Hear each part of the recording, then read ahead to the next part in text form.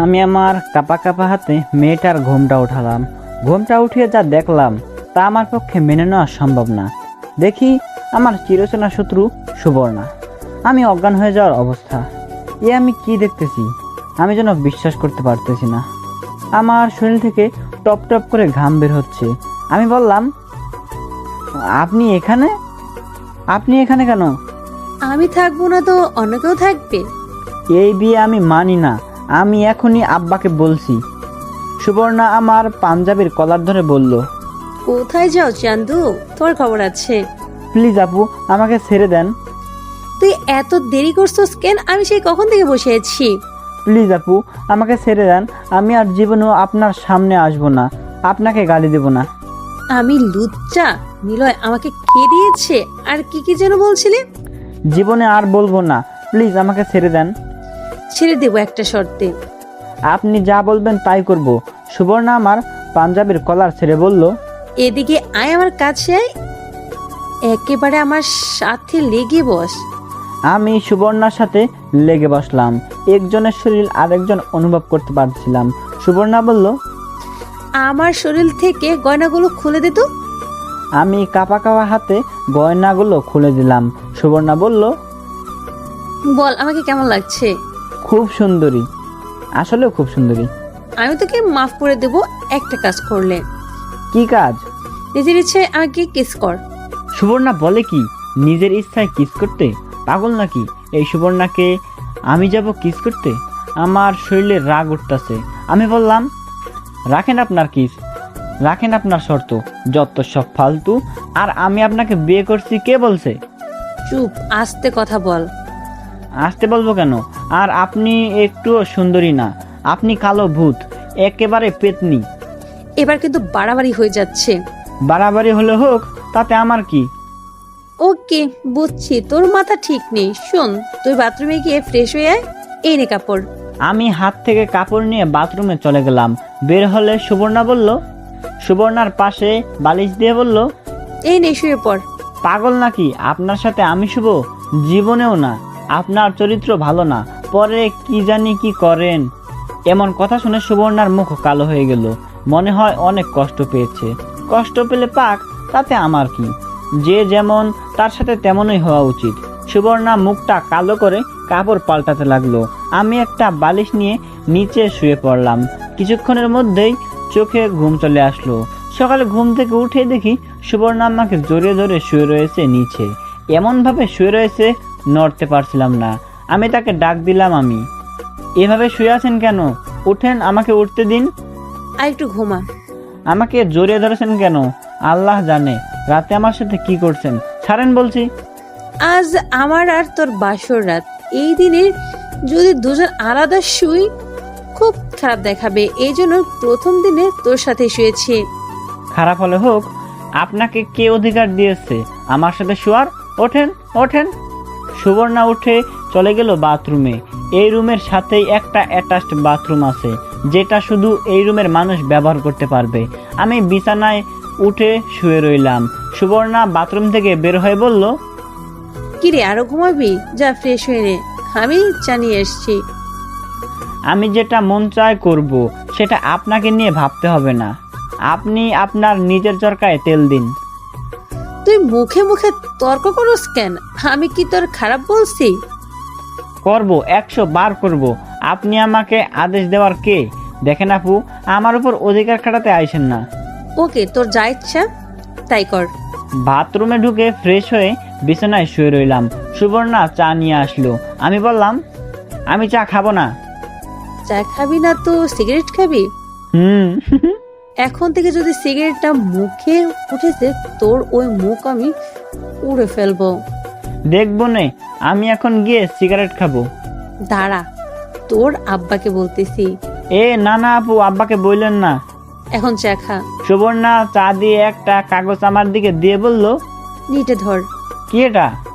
এটা আমার আব্বার, তোর আব্বাকে উপহার দিয়েছিল, কিন্তু তোর আব্বা নেয়নি। আমি খুলে দেখলাম 10 লক্ষ টাকার একটা চেক। আমি বললাম, এটা কিসের জন্য? এটা তুই তোর আব্বাকে দিস। এখন আমি কি করব? দেখো, একে তো আমার আপনাকে ভালো লাগে না, দ্বিতীয়ত এটা আমি নেব না। কারণ পরে কিছু হলে আমাকে এই টাকার খোটা দিবেন। এমন ফালতু কথা বলিস কেন? এটা উপহার, যৌতুক না। তারপরেও এটা আমি নিব না। এমন করিস না সাকিব, তোর আব্বার এখন টাকার দরকার। তার না ফ্লাইট কিনবে, সেটার জন্য টাকাটা দরকার। সেই চিন্তা আপনাকে করতে হবে না। প্লিজ টাকাটা নিয়ে তোর আব্বাকে দে, না হলে তোর আব্বা ব্যাংকের থেকে ঋণ নিতে হবে। পরে ঋণ শোধ করতে না পারলে ঋণের বোঝা আরো বাড়বে। প্লিজ না করিস না, তোর আব্বার টাকাটা দরকার। ওকে, দিবনি। তাহলে আমি যাই, তুই চা খা। আমি চা খেলাম। চা খেয়ে কি করব, কলেজ বন্ধ। কোথাও ঘুরতে যাব সেটাও সম্ভব নয়। ভাবলাম সুবর্ণা আসুক, তার সাথে মজা করা যাক। আমি বসে বসে ব্যালকনিতে গিটার বাজাইতেছি। কিছুক্ষণ পর সুবর্ণা আসলো, বলল, কিরে তুই গিটার বাজাইতেছিস কেন? জানিস না গিটার বাজানো ভালো না? জানি। তাহলে বাজাস কেন? ভালো লাগে। সামনে থেকে আর বাজাবি না, নে গিটারটা আর খেয়ে যা। সুবর্ণা আমার হাত থেকে গিটার নিয়ে চলে গেল। আমি খেতে গেলাম। খেয়ে দিয়ে রুমে এসে শুয়ে শুয়ে মোবাইল টিপতেছি আর কানে হেডফোন লাগিয়ে গান শুনতেছি। কিছুক্ষণ পর সুবর্ণা আসলো, এসে বলল, কিরে কি করস? দেখতেছেন না? সুবর্ণা আমার পাশে শুয়ে আমার সাথে একেবারে নিজের শরীর লাগিয়ে বলল, দে একটা তার আমাকে দে, আমিও শুনবো। না, আপনার মোবাইল আছে, আপনার মোবাইল দিয়ে আপনি শুনুন। তুই এখনো আমাকে আপনি করে বলস? আমার না এখনো জামাই বউ? আপনাকে আমি বউ হিসাবে মানি না। তেমন করস কেন? শোন, বিয়ে আগে আমি তোকে মারছি, বকছি, তোকে আমি অনেক কষ্ট দিয়েছি। এই মুহূর্তে আমি তোর কাছে ক্ষমা যাচ্ছি, আমাকে মাফ করে দিয়ে চল দুজনে ভালোবাসায় সংসার করি। আপনাকে আমি কি করে ক্ষমা করি? আপনি আমাকে রাস্তায় চর মারছেন, শুধু শুধু অপমান করছেন। আপনার কারণে আমি আরেকজনের কাছে অপমানিত হয়েছি। জানি, তবে আমি কষ্ট দিয়েছি, তুই আমাকে মন থেকে মাফ করে দে। যান, মাফ করে দিলাম। এখন এখান থেকে চলে যান। নিলয় ভাই বলেছে আপনি খুব নিলয় ভাইকে জ্বালাইছেন, সেই জন্য আপনাকে বিয়ে করে নাই। না জানি আমার কপালে কি আছে। প্লিজ আপু, আমাকে ছেড়ে আপনি চলে যান। এমন কথা বলিস না। কেন বলবো না? আমার আপনাকে একটু ভালো লাগে না। ভালো না রাখতেই পারে, সেজন্য চলে যেতে বলিসছিস কেন? আপনি চলে যান। প্লিজ এমন কথা বলিস না, আমি আর তোকে কষ্ট দেব না, তোর প্রত্যেকটা কথা আমি শুনবো। প্লিজ এমন কথা বলিস না। আপনাকে আমি মেনে নিতে পারছি না। সুবর্ণা কাছে এসে আমার হাত ধরলো। সুবর্ণা বলল, সাকিব, আমি তোকে ভালোবাসি। কিন্তু আমি তো বাসি না, আমার হাত ছাড়েন। এই বলে আমি উঠে ঘর থেকে বের হব। সুবর্ণা বলল, কোথায় যাস?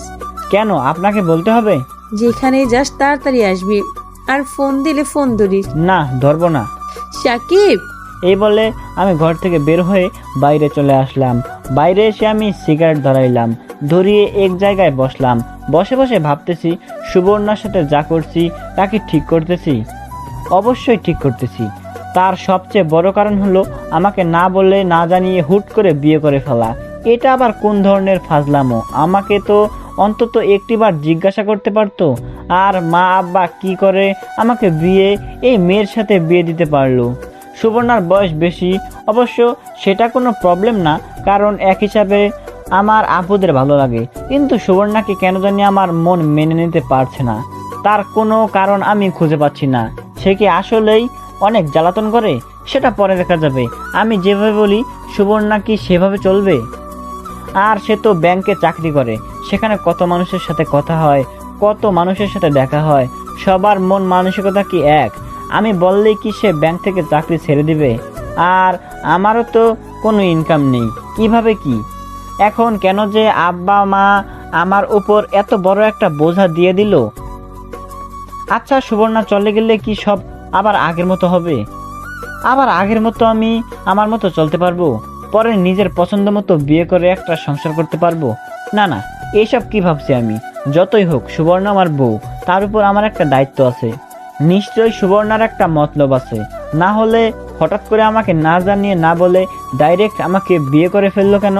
সে তো জানতো আমাকে বললে আমি রাজি হব না। তাহলে কি সুবর্ণা কোনো উদ্দেশ্য নিয়ে আসলো? নিলয় ভাই বলল সে খুব প্যারা দেয়।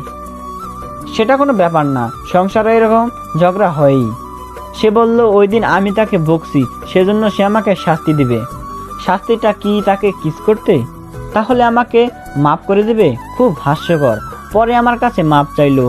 কিছুদিন সুবর্ণাকে ইগনোর করে দেখি সুবর্ণা কি করে। ও যেদিন বলবে আমাকে ছেড়ে চলে যাচ্ছে, সেদিন আমি তাকে আপন করে নেব। এসব হাজারো চিন্তা আমার মাথায় ঘুরপাক খাচ্ছে। কারো ফোনে আমার ধ্যান ভাঙলো, দেখি স্বামী কল করছে। স্বামী বলল, দোস্ত কোথায় তুই? বাড়ির আশেপাশেই। কিরে বাসরাত কেমন কাটলো? শালা, তোরা বেইমানি করে আমাকে সুবর্ণার সাথে বিয়ে দিছ। তুই জানিস না আমি তাকে দু চোখে দেখতে পারি না। দোস্ত আমি কিছুই জানতাম না। তোর মা আগামীকাল ফোন দিয়ে এসব বলছে, আমার কি কিছু করার আছে? এখন তো সাধু সাজবি। শোন, বিকালে মাঠে আসিস। মাঠে একটা টুর্নামেন্ট খেলা আছে, সেখানে তোর নাম দিয়েছি। ওকে, আসবো। আসিস কিন্তু, সুবর্ণাকে পেয়ে আমাদের ভুলে যাস না। ধুর হালা।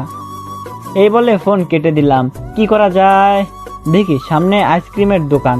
ভাবলাম সুবর্ণা তো আইসক্রিম খুব পছন্দ করে, যাওয়ার সময় আইসক্রিম নিয়ে যাব।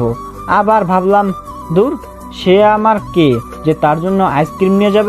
আমি দুপুরের দিকে বাসায় আসলাম, দেখি সুবর্ণা মার সাথে রান্না করতেছে।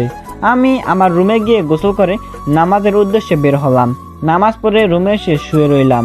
কিছুক্ষণ পর সুবর্ণা আসলো, বলল, খেয়ে যা। আপনাকে বলতে হবে না। আমি গিয়ে খেয়ে আসলাম। এসে ভাবলাম একটা ঘুম দেই। এসে বিছানায় শুয়ে শুয়ে মোবাইল টিপতেছি। সুবর্ণা এসে বাথরুমে ঢুকছে গোসল করার জন্য। আমার ঘুম ধরছে, ঘুমিয়ে গেলাম। কারো শরীরের স্পর্শে আমার ঘুম ভেঙে গেল। দেখি সুবর্ণা আমাকে জড়িয়ে ধরে বেদম ঘুমাচ্ছে। আমি ভাবলাম, এখন জ্বালায় পড়লাম। আমি তাকে আমার থেকে ছাড়িয়ে নিলাম। দেখি এসে আবার আমাকে জড়িয়ে ধরলো। ভাবতেছি ইচ্ছা করে করছে নাকি, ঘুমের মধ্যে এমন করছে। এমন সময় আসরের আজান দিল। মনে হলো স্বামী তো বলছিল মাঠে যেতে, যাই একটু ফুটবল খেলে আসি। আমি বিছানা থেকে নেমে বাথরুমে ঢুকে ফ্রেশ হলাম। তারপর ট্রাউজার পরে রেডি হলাম বাইরে যাওয়ার জন্য। এমন সময় সুবর্ণা বলে উঠলো, কোথায় যাস? খেলতে।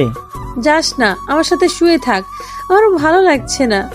আপনার সাথে শুতে আমার বইয়ে গেল। আর একটু পরে যা। কেন? আগে একটু জড়িয়ে ধরে শুয়ে থাক, আমার ভালো লাগছে না। পাগল নাকি? ভালো লাগছে না তো আমি কি করব?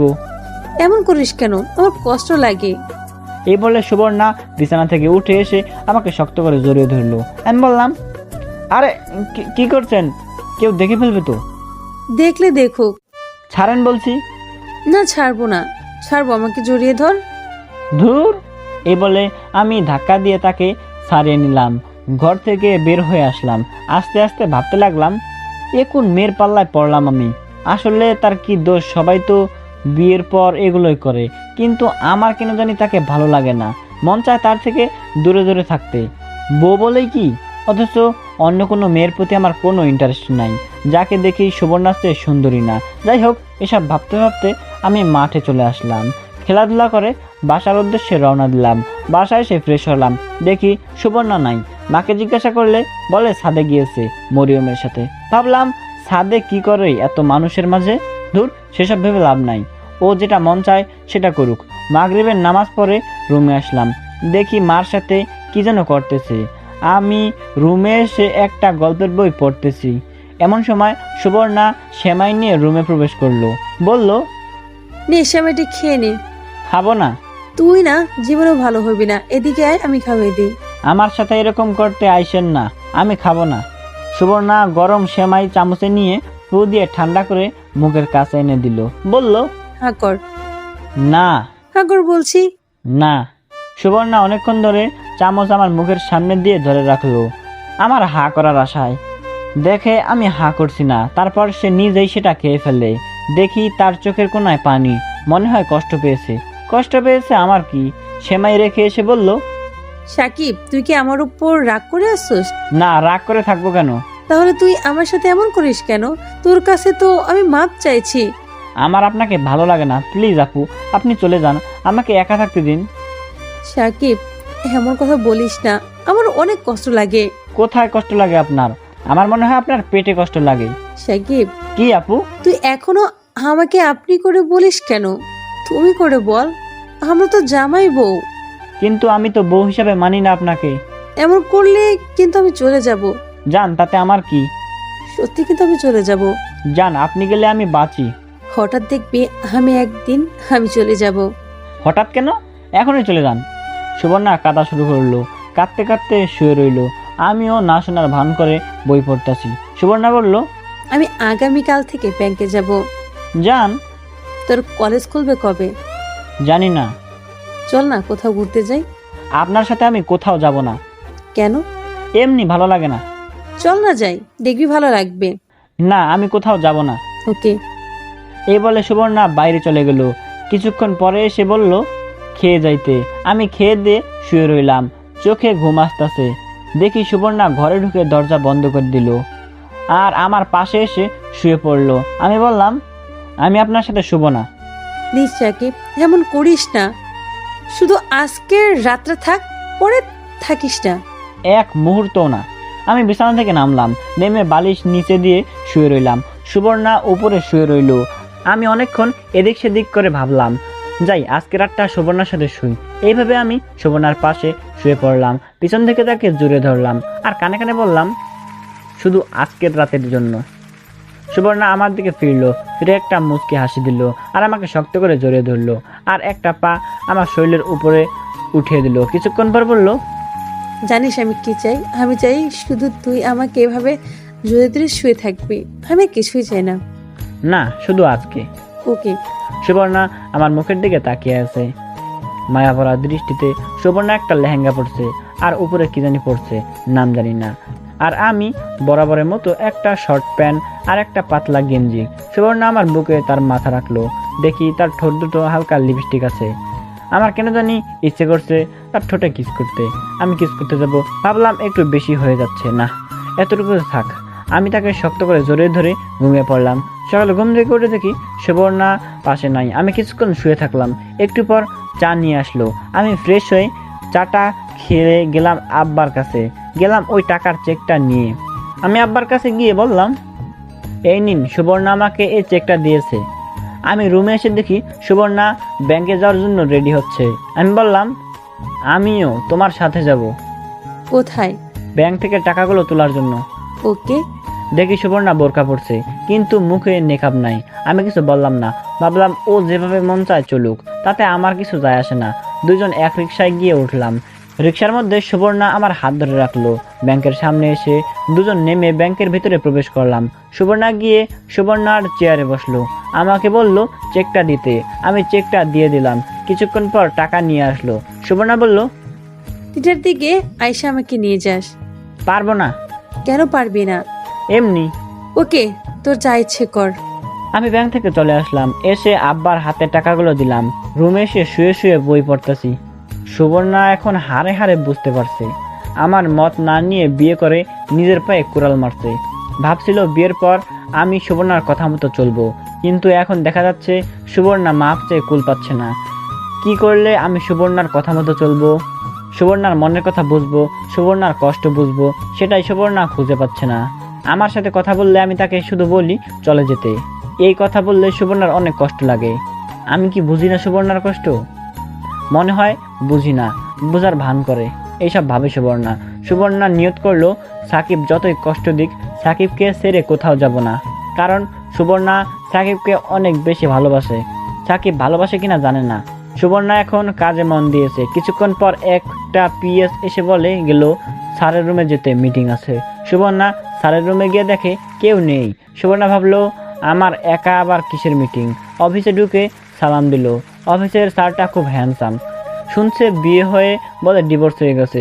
সেসব দেখে লাভ নাই, কি জন্য ডাকছে সেটা শুনি।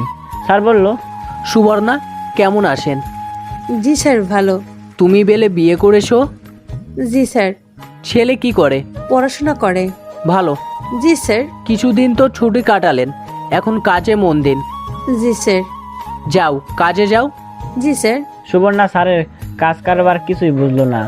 কোনো দিন তো আমার ফ্যামিলি নিয়ে আর পার্সোনাল বিষয় নিয়ে জিজ্ঞাসা করছে না। আজ এসব প্রশ্ন কিছুই বুঝলো না সুবর্ণা। যাই হোক, সুবর্ণা কাজে মন দিল। কাজ শেষ করে সাকিবকে ফোন দিল। অনেকক্ষণ পর সাকিব ফোন ধরলো। কোথায় তুই? বাসায়। কেন? চল না কোথাও ঘুরতে যাই। আপনি এখন কোথায়? ব্যাংক থেকে বের হচ্ছি।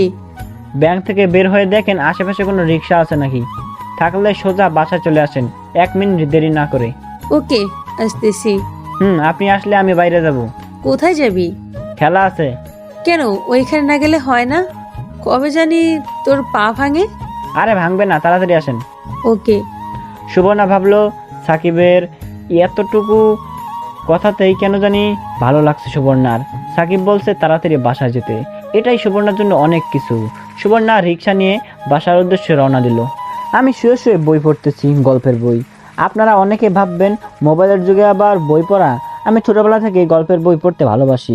যারা বই পড়ে তাদের জিজ্ঞাসা করে দেখেন। বই পড়তে পড়তে আমার চোখে ঘুম চলে আসলো। দরজায় টোকার শব্দে ঘুম ভাঙলো। দেখি সুবর্ণা এসে দরজা লাগিয়ে দিল। এসেই আমার সামনে কাপড় পাল্টাতে শুরু করলো। আমি বললাম, আরে আরে কি করছেন? আমি আছি, দেখছেন না? তুই এসব তো কি হয়েছে? তুই দেখলে সমস্যা কি? তোর জন্যই তো সব। আরে পাগল নাকি, আমি একজন ছেলে।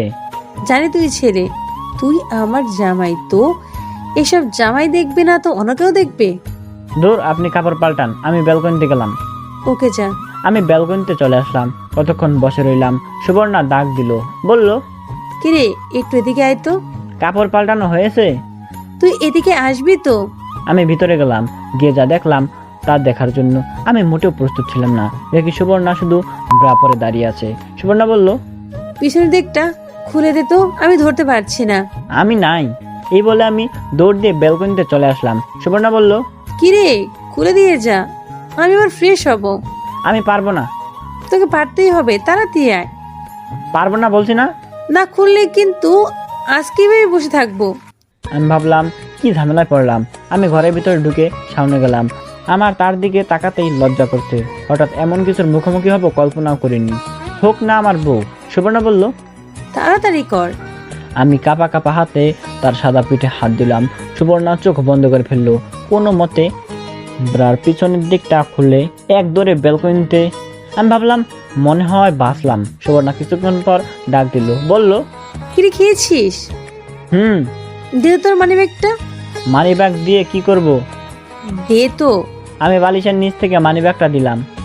সুবর্ণা মানি ব্যাগ চেক করলো, নিজের ব্যাগ থেকে কিছু টাকা দিয়ে বলল, এই নে, এগুলো খরচ করিস। লাগবে না। লাগবে। টাকাগুলো আপনার কাছেই রাখেন, আমি চেয়ে নিব। মানি ব্যাগে থাকলে আমি খরচ করে ফেলবো। ওকে। আমি ভাবলাম যাই খেলাধুলা করে আসি। ট্রাউজার পরে রেডি হয়ে বাহিরে বের হওয়ার জন্য রেডি হলাম। সুবর্ণা বলল, কোথায় যাস? জানেন না? না জানি না। আমি গেলাম। এই বলে আমি বের হয়ে চলে আসলাম। এভাবে কিছুদিন চলে গেল। আমি পরে আর সুবর্ণার সাথে রাতে শুই নাই। সে অনেক রিকোয়েস্ট করছিল, আমিও বেশি তাকে পাত্তা দিই নাই। সুবর্ণা কেন জানি আগের মতো এত কথা বলে না। সেও তার মতো থাকে, আমিও আমার মতো থাকি। সেও তার কাজ করে, আমিও আমার মতো কাজ করি। একদিন আমি কলেজ থেকে সুবর্ণার ব্যাংকের সামনে দিয়ে আসছিলাম। কেন জানি মনে হলো ব্যাংক থেকে ঘুরে আসি, সুবর্ণাকেও দেখে আসি। আর ও বলছিল ব্যাংক থেকে গিয়ে ক্রেডিট কার্ড আনতে। তাই ভেবে আমি ব্যাংকের ভিতরে ঢুকে সুবর্ণার ডেস্কে আসলাম। দেখি ও নাই। ব্যাপারটা কিছুই বুঝলাম না, মনে হয় মিটিং করে। সেই ভেবে কিছুক্ষণ বসে রইলাম। অনেকক্ষণ হয়ে গেল আসছে না। আমি পাশের একজনকে জিজ্ঞাসা করলাম, ভাই উনি কোথায় গিয়েছে? জানি না ভাই, কোথায় যেতে পারে আপনার মনে হয়? ইদানিং দেখতেছি বসের অফিসে বেশি যায়, সেইখানে যেতে পারে। ভাই আপনাদের বসের অফিসটা কোথায়? 3 তলায়। ধন্যবাদ ভাই। ওয়েলকাম। আমি 3 তলায় গিয়ে বসের রুম বের করলাম। দেখি সুবর্ণা স্যারের সাথে কথা বলতেছে। আর একটু পর পর সুবর্ণা আর স্যার একসাথে হাসি দিয়ে উঠতেছে। আমি কিছুই বুঝলাম না, তারা দুজন একা একা কিসের মিটিং করে। আমি আবার ওই ভাইয়ের কাছে গেলাম। দেখি ও খুব ব্যস্ত। আমি বললাম, ভাই একটু কথা বলা যাবে? একটু দাঁড়ান ভাই। ওকে। এই ভাই কাজ শেষ করে বলল, জি ভাই বলেন। ভাই আপনার নাম কি? আমার নাম সাদিকুল। সাদেকুল ভাই, উনি কি সবসময় স্যারের রুমে মিটিং করতে থাকে? ভাই অধিকাংশ সময় দেখি উনি স্যারের রুমে থাকে, তখন আমাদের কারোর মিটিং থাকে না। তারপরে উনি স্যারের সাথে বসে কিসের কথা বলে জানি। ভাই আপনি কে? আপনি তার সম্পর্কে এত কিছু জিজ্ঞেস করছেন কেন? উনি আমার ওয়াইফ। ভাই আপনার সাথে ওর বিয়ে হয়েছে? উনি এসে আমার সাথে হ্যান্ডশেক করলো। ভাই আমি এখন যাই, সুবর্ণা আসলে বললেন আমি আসছিলাম। ওকে ভাই। আমি ব্যাংক থেকে বের হয়ে বাসা চলে আসলাম। আমি ভাবতেছি সুবর্ণা অন্য কোনো মতলব আছে, না হলে কাজ বাদ দিয়ে তার বসের রুমে গিয়ে বসে থাকবে কেন? আর ছাড়ই বা কেমন? সুবর্ণার সাথে এত কিসের কথা? নিশ্চয়ই কোনো মতলব আছে। ভাবলাম সুবর্ণা আসলে জিজ্ঞাসা করব। আবার ভাবলাম না, দেখি সুবর্ণা কি করে। সুবর্ণা এখন আর আগের মতো কেয়ার করে না। এখন কেন জানি তার থেকে বেশি আমার কষ্ট হয়। তার এমন চুপচাপ থাকা আমার কেন জানি ভালো লাগে না। কিছুক্ষণ পর সুবর্ণা বাসায় আসলো। ঘরে ঢুকে বলল, তুই বলে ব্যাংকে গেছ? হুম। আসলে আমি একটা মিটিংয়ে ছিলাম, তুই ফোন দিতি। না থাক, ভাবলাম যদি তোমার মিটিংয়ে সমস্যা হয়। কি জন্য গিয়েছিলি? এমনি ওই দিক দিয়ে যাচ্ছিলাম, ভাবলাম তোমাকে দেখে যাই। দুপুরে কি খেয়েছো? তেমন কিছু না। তোমার বসের সাথে লাঞ্চ করছো তাই না? হুম, ভালো। এই নে তোর ভিসা কার্ড। সুবর্ণা আমার সাথে কথা বলছে আর ড্রেস চেঞ্জ করতে লাগলো। সুবর্ণা বলল, দেখতেছিস না ড্রেস চেঞ্জ করছি, বাইরে যা। না যাব না। ধুর, আমার লজ্জা করছে। ওকে যাও। আমি চোখ বন্ধ করলাম। অন্য দিন হলে বাইরে চলে যেতাম। ধুর। সুবর্ণা বাথরুমে ঢুকে গেল। বাথরুম থেকে ড্রেস চেঞ্জ করে সে বের হলো। সুবর্ণা বলল, কি রে, খেয়েছিস? না। কেন? তুমি আসলে ভাবছিলাম একসাথে খাবো, কিন্তু তুমি তো তোমার বসের সাথে খেয়ে এসেছো। দাঁড়া, আমি খাবার আনছি। না খাবো না। কেন? তুমি খেয়ে এসেছো তাই এখন আর রুচি হচ্ছে না। না, তোকে খেতে হবে। তুই না খেলে আজ থেকে তোর সাথে কথা নেই। ওকে, কথা বলো না। সাকিব, বলেন। এখনো কি আমি তোর পর? তোর সাথে কতদিন হয়ে গেল দুজন একসাথে থাকছি। এতদিন পর ছিলেন না, এখন আস্তে আস্তে পর হচ্ছেন। পর হতে যাব কেন? আপনি বলেন। একটা কথা বলবো? বললো মুস্কি হেসে। বলেন। তাহলে আমার কাছে আমাকে জড়িয়ে ধর, পরে বলবো। বললে বলেন, না হলে আমি গেলাম। আর আমার বলতে লজ্জা করছে, এদিকে আয় না। ওকে। আমি সুবর্ণার কাছে গিয়ে সুবর্ণাকে বুকে টেনে নিলাম। সুবর্ণা ও দুই হাতে জড়িয়ে ধরলো, বলল, চল না, একটা বেবি নেই। আমি ভাবলাম সুবর্ণার কথা ঠিকই বলেছে, কিন্তু এখন সুবর্ণার মতিগতি কিছুই বুঝতে পারছি না। দেখি শেষমেশ কি হয়, পরে না হয় চিন্তা করব। আমি বললাম, দেখো, একে তো আমার কোনো কিছুই হয় নাই, মানে চাকরি, পড়ালেখা চালিয়ে যেতে হবে, আর এখন সম্ভব নয়। আর কিছুদিন সময় দাও। ওকে, তোর যতদিন লাগে সময় নেই, প্লিজ আমাকে ছেড়ে চলে যাস না। ওকে। এখন প্লিজ কিছু খেয়ে নে। ওকে, খাচ্ছি। এই বলে সুবর্ণার ঠোঁটে ঠোঁট লাগিয়ে দিলাম। আমি কিস করতে লাগলাম, সেও রেসপন্স দিতে লাগলো। 1 মিনিট পর ছেড়ে দিলাম, কিন্তু সে আবার এসে আমার কিস করতে লাগলো। কিছুক্ষণ পর ছেড়ে দিল। আমি বললাম, ওকে, এখন তো খেয়েছি। এটাও খাবার বলে? হুম। সে শয়তান। আমি একটু বাইরে যাব, টুর্নামেন্ট খেলা চলতেছে, আজকে আমরা খেলবো। আমিও যাব। তুমি গিয়ে কি করবে? তুমি মার সাথে রান্নার কাজে হেল্প করো। তোর খেলা দেখবো। ওকে, মার অনুমতি নিয়ে আসো, আর মরিয়মকেও সাথে নিয়ে নাও। ওকে। সুবর্ণা আমার সাথে বের হলো, সাথে মরিয়মও। মরিয়ম বলল, ভাই একটা মোবাইল কিনে দেস না। মোবাইল দিয়ে কি করবি এখন? আরো বড় হয়ে নে। দে না কিনে, কার্টুন দেখবো। তোর ভাবিকে বল। মরিয়ম সুবর্ণাকে বলল, ভাবি একটা মোবাইল কিনে দেন না। ধুর, তোমার ভাইকে বলো। ভাইকে তো বললাম, বললো আপনার কথা। তোমার ভাই অনুমতি দিলে আমি কিনে দেব। মরিয়ম আবার আমার কাছে এসে বলল, অনুমতি দিয়ে দেস না। ওকে দিলাম, তবে সারাটা দিন 2 ঘন্টা মোবাইল টিপতে পারবি, আর বাকি সময় তোর ভাবির কাছে মোবাইল দিয়ে রাখবি। 2 ঘন্টা না, 3 ঘন্টা দিবি। না, 2 ঘন্টা। মরিয়ম, তুমি এদিকে এসো। ভাই অনুমতি দিয়ে দিয়েছে, এখন কিনে দাও। আগামীকাল কিনে দেব। মরিয়ম খুশিতে নাচতে লাগলো। নাচিস কেন? এটা রাস্তা না? আমি মাঠে আসলাম, এসে দেখি সামিও তার গার্লফ্রেন্ড নিয়ে আসলো। আমাদের দেখে সামি কাছে আসলো, বলল, ভাবি কেমন আছে? ভালো। সামি চল যাই মাঠে, তোমরা এখানে বসে খেলা দেখো। আমি আর সামি মাঠে আসতে আসতে জিজ্ঞাসা করলাম, কি রে, আর কয়দিন? দোস্ত, সর্বোচ্চ 2টা মাস। আর কয়টা ম্যাচ খেলতে হবে? আরো 4টা ম্যাচ খেলতে হবে। 2টা জিতলে সেমিফাইনাল। তোর কি মনে হয় আর কয়দিন চলবে? আরো 1 মাস তো লাগবেই। ওরে বাবা, আমি ছোট থেকেই ফুটবল খেলা পছন্দ করতাম। কলেজে ফুটবল টুর্নামেন্ট হলে ওইখানে আমি ছিলাম। সামি খুব ভালো খেলে, আমি মিডফিল্ডার, সামি স্ট্রাইকার থাকে। খেলার মাঝখানে বিপক্ষ দলের একজন আমাকে পায়ে বাড়ি দেয়, আমি পড়ে যাই, মোটামুটি ভালোই ব্যথা পাই।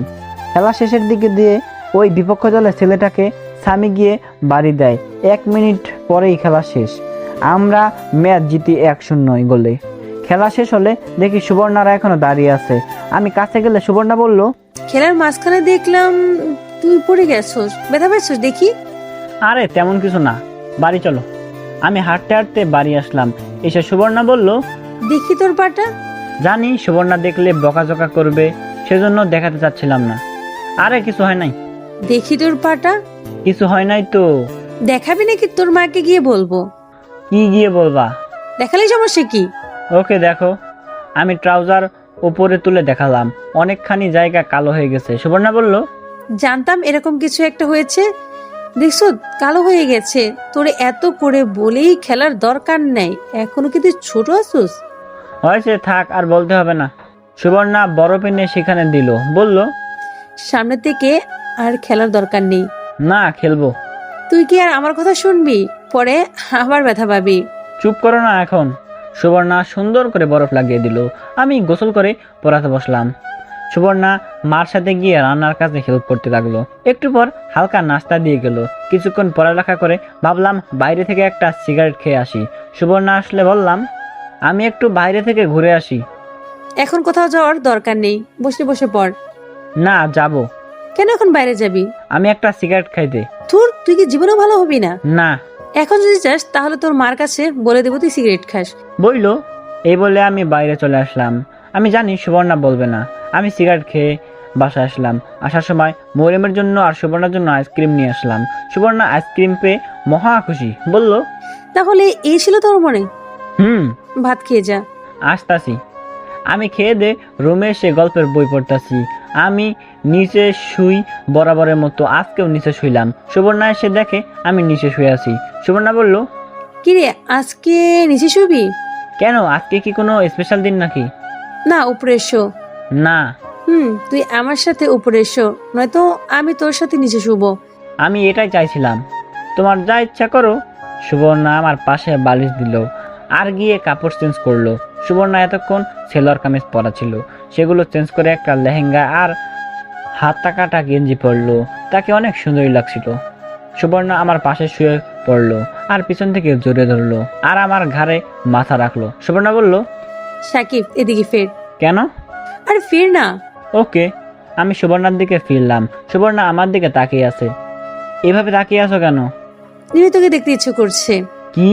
দাঁড়াও, দেখাচ্ছি মজা। এই বলে আমি সুবর্ণাকে কোলে তুলে নিলাম। সুবর্ণাও আমার গলায় ধরলো। আমি তাকে বিছানায় নিয়ে ফেললাম। আমিও তার পাশে শুয়ে পড়লাম। সুবর্ণ আমাকে জড়িয়ে ধরলো।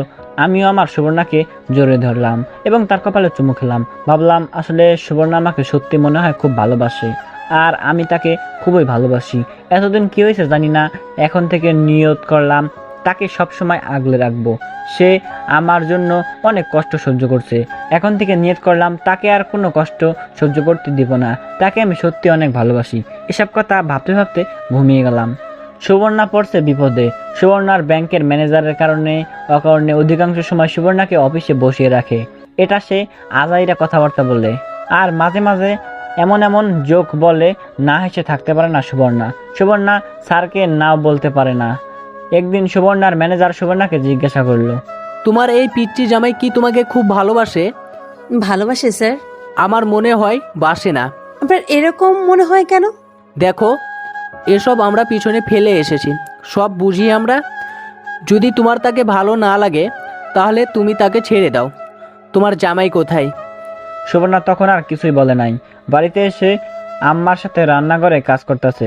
আম্মা মানে আমার আম্মু জিজ্ঞাসা করলো, মা, তুমি এরকম সবসময় মুখ গোমড়া করে থাকো কেন? তেমন কিছু না আম্মা। আমি সব বুঝি মা, জানি তোমার সাথে সাকিবের সময় ভালো যাচ্ছে না। মা, এখানে আমাদের কিছু করার নেই। একে তো আমরা তার অনুমতি ছাড়াই তোমাকে তার সাথে বিয়ে দিয়েছি। এখন যদি তাকে গিয়ে কিছু বলি তাহলে সে সম্পূর্ণ দোষ দেবে আমাদের। সুবর্ণা কেঁদে দিল এবং আম্মুকে জড়িয়ে ধরে কেঁদে কেঁদে বলতে লাগলো, আমি জানি আমার সাকিব একদিন আমাকে ঠিক বুঝবে, আমার গুরুত্ব বুঝবে। সে খুব ফ্রেশ মাইন্ডের ছেলে। আমার মনে হয় তোমাকে সে খুব ভালোবাসে, একটু ধৈর্য ধরো মা। আমি তাকে খুব ভালোবাসি আম্মা। আমি জানি মা, এখন কেঁদো না। আর শোনো, সামনের মাসে আমরা এই ফ্ল্যাট ছেড়ে দিয়ে নতুন ফ্ল্যাটে চলে যাব। না আম্মা, আপনারা যান, সাকিবের সাথে ঝামেলা শেষ করে আমরা আসব। আর এই ফ্ল্যাটে ভাড়া আমিই দেব। কেন মা, শুধু শুধু অপচয় করবা? আমাদের সাথে নতুন ফ্ল্যাটে চলো। না আম্মা, সাকিবের সাথে ঝামেলা মিটমাট করে আমরা আসবো। প্লিজ আম্মা, না করেন না। ওকে, তোমার যা ইচ্ছা করো। ওকে আম্মা, এই জন্যই আপনাকে আমার এত ভালো লাগে। যাও, সবাইকে বলো খাবার খেতে। আচ্ছা আম্মা। সুবর্ণা সবাইকে খাবার খেতে ডাকে। এর কিছুদিন পর জানি সাকিবের কি হলো। ব্যাংক থেকে আসার পর সুবর্ণাকে খুব কেয়ার করতে শুরু করলো। সুবর্ণা ভাবলো সাকিব মনে হয় সুবর্ণাকে বুঝতে পারছে, এটাই সুবর্ণা চায়। এর কিছুদিন পর সুবর্ণা অফিসে কাজ করতেছিল। পিএস এসে বলে গেল অফিসে কিসের মিটিং আছে সবার। সুবর্ণা অফিসের মিটিংয়ে গেল, গিয়ে সবার সাথে বসলো। মিটিংয়ে স্যারের কথা শুনে সবাই খুশি, কারণ স্যার বলছে সামনে 2 সপ্তাহ পর ব্যাংকের পক্ষ থেকে একটা ভ্রমণ আছে, 2 জন থেকে 3 জন সাথে নিতে পারবে। এটা শুনে সবাই হাততালি দিল, কারণ সবাই চেয়েছিল একটা ভ্রমণ হোক, আর সেটা হোক কক্সবাজার। 3 রাত 2 দিন, মানে এক রাতে সেখানে যাওয়া, আরেক রাতে সেখানে থাকা, আরেক রাতে সেখান থেকে আসা। আর যারা যারা সেখানে যাবে তাদের আলাদা একটা স্যালারি দেওয়া হবে, কারণ ব্যাংকের মেন শাখার বস যিনি বাংলাদেশের এই ব্যাংকটা পরিচালনা করেন তিনি সেখানে থাকবেন এবং তিনি সেখানে বক্তব্য রাখবেন, সেজন্য সেখানে সবাইকে থাকতে হবে। মিটিং শেষ হলে সুবর্ণা আর খুশি ধরে না, কারণ সাকিব আর সুবর্ণার একটা ফ্রিতে ট্যুর হয়ে গেল। আর মন চাইলে মরিয়মকে সাথে নিয়ে যাবে, ওর এখন স্কুল বন্ধই। সুবর্ণার ভাবতেই কি যেন ভালো লাগছে। ভাবলো এই খুশির সংবাদটা আগে সাকিবকে দিয়ে দেই, আবার ভাবলো না, এই খুশির সংবাদটা সুবর্ণা অন্যভাবে দিতে চায়। ঘড়ির দিকে তাকিয়ে দেখে আরও 1 ঘন্টা আছে 3টা বাজতে। 1 ঘন্টা কাজ করে বাসায় আসে, এসে রুমে ঢুকে। আমি পরশুদিন ঘুম থেকে উঠে কলেজে গেলাম, কলেজ থেকে এসে বাসায় শুয়ে রইলাম, ঘুমিয়ে গেলাম। কতক্ষণ ঘুমালাম জানি না। ঘুম থেকে উঠে দেখি সন্ধ্যা ছুঁই ছুঁই, সুবর্ণা নামাজ পড়তেছে, মনে হয় মাগরিবের নামাজ। নামাজ শেষ করলে আমি বললাম আজান দিয়ে দিয়েছে। ফ্রেশ হয়ে নামাজ পড়েন। ওকে। আমি ফ্রেশ হয়ে নামাজ পড়ে পড়ার টেবিলে বসলাম। কিছুক্ষণ পড়লাম। সুবর্ণা মাথার চুল আশ্রায়ে ঠোঁটে লিপস্টিক দিল। আমি অবাক হয়ে প্রশ্ন করলাম, এরকম সাজতেছে কেন? তোকে একটা খুশি সংবাদ দেব। সেজন্য সাজতে হবে? সুবর্ণা আমার পিছনে এসে আমাকে পিছন দিকে জড়িয়ে ধরলো আর গালে একটা চুমু দিল। বলো কি সুসংবাদ? তার আগে আমাকে একটা চুমু দে। আমি সুবর্ণার গালে চুমু দিলাম। এবার বলো। না, ঠোঁটে কিস কর। ধুর, তুমি না দিন দিন। বল দিন দিন। আমি সুবর্ণাকে হাত ধরে সামনে আনলাম, এনে টেবিলের উপরে বসালাম। আমি দাঁড়িয়ে সুবর্ণার 2 ঠোঁট আমার ঠোঁটে লাগিয়ে দিলাম। সুবর্ণাও রেসপন্স দিতে লাগলো। আমি একসময় সুবর্ণার কাপড়ের ভিতরে হাত ঢুকিয়ে ফেলি আর পিছন থেকে তাকে আদর করতে থাকি। কতক্ষণ গেল মনে নাই, কারণ দরজায় টোকায় হুঁশ ফিরলো। মরিয়ম ডাকতেছে। সুবর্ণা কাপড় ঠিক করে দরজা খুললো। আমি পড়াতে মন দিলাম। মরিয়ম ভিতরে আসলো, বলল, ভাবি আমার মোবাইল কোথায়? ও, আমার একটু মনে নাই। মনে তো থাকবেই না, আমি বলেছি না। আরে মন খারাপ করতেছিস কেন? আমার মনে ছিল, ভাবলাম তুমি কেমন মোবাইল পছন্দ করো, তাই তোমাকে নিয়ে মোবাইল কিনবো। এখন কিনে দিন। বললো মনটা খারাপ করে। এখন যা, আগামীকাল কিনে দেবো। না এখন। আরে কাঁদছো কেন? ওকে, তুই গিয়ে রেডি হ, আমরা আসতেছি। ভাবি সত্যি বলতেছো তো নাকি মজা করতেছো? তুমি কি আমার কথা বিশ্বাস করো না? করি। তাহলে গিয়ে রেডি হও। ওকে। আগামীকাল গেলেও তো পারতা। শুধু শুধু মেয়েটাকে কষ্ট দিয়ে কি লাভ? এখন কি আব্বা আম্মা বাইরে যেতে দিবে? চল গিয়ে বলি, সাথে তাদেরকে নিয়ে নে, রাতে ডিনার করে আসি। দূর না, তাহলে তোমার মা বাবাকেও বলো। এখন হঠাৎ করে ওরা বললেই কি আর যাবে? বলতে তো প্রবলেম নাই। আরে চল, আব্বা আমাকে রাজি করাই, পরে না হয় আমার মা বাবাকে বলিস। ওকে চলো। আমি আর সুবর্ণা গিয়ে মা বাবারে বললে রাজি হয় নাই। পরে সুবর্ণা আব্বা আম্মার কথা বলে রাজি হয়েছে। সুবর্ণাও তার আব্বা আম্মার সাথে কথা বলে রাজি করায়। পরে 2 ফ্যামিলি একসাথে এক রেস্টুরেন্টে গিয়ে ডিনার করি। এই ফাঁকে মরিয়মের জন্য একটা মোবাইল কিনে সুবর্ণা। সবশেষে সবাই একসাথে বাড়ি আসি। রাতে ঘুমানোর সময় আমি বললাম, সুবর্ণা মোট কত টাকা খরচ হয়েছে?